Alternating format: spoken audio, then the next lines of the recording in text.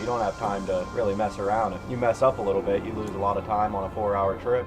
You want your time to be spent out catching fish. Use your electronics to help you do that. You don't be messing with your electronics. Knowing that you can use that equipment to get the information that you need to make your day happen is so critical. You need to be able to get on it quick because your fishing time is very valuable once you get there.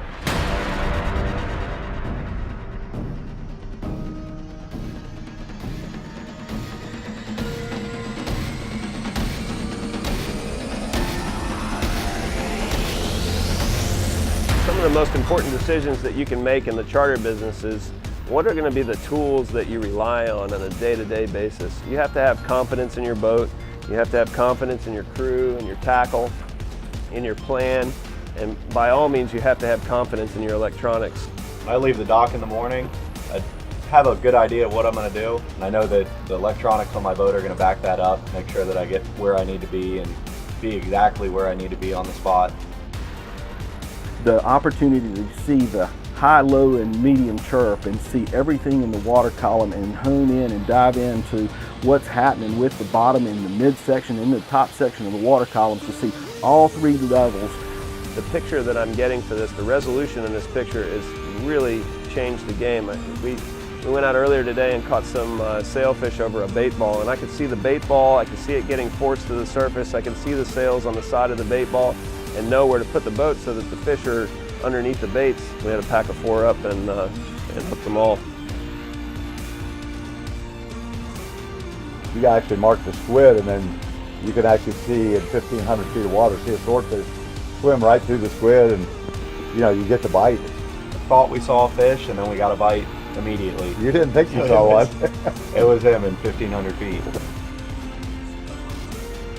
One of the main things we use it for is catching bait. We might be running 25 or 30 knots. You run over a school of pilchers, turn around, circle back, catch all the bait you need. You got to start with a small fish to catch the big fish.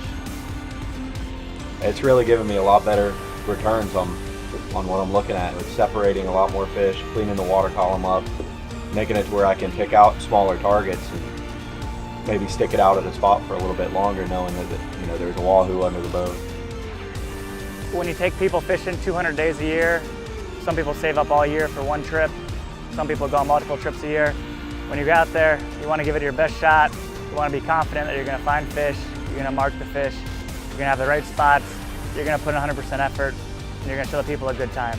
If you took a pencil and stuck it in the fishing center, and you went from the southernmost point to the northernmost point that we fish, and drew a line like a radius, it would wrap around the 100-fathom curve from 45 miles to 45 miles.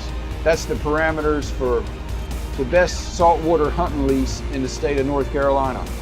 The equipment that I've gotten from Simrad gives me the ability to make the best use of what I've got to work with on this lease that I spend 2,000 hours a year on. They've made everything simple for fishermen. That's what good electronic equipment will do for you.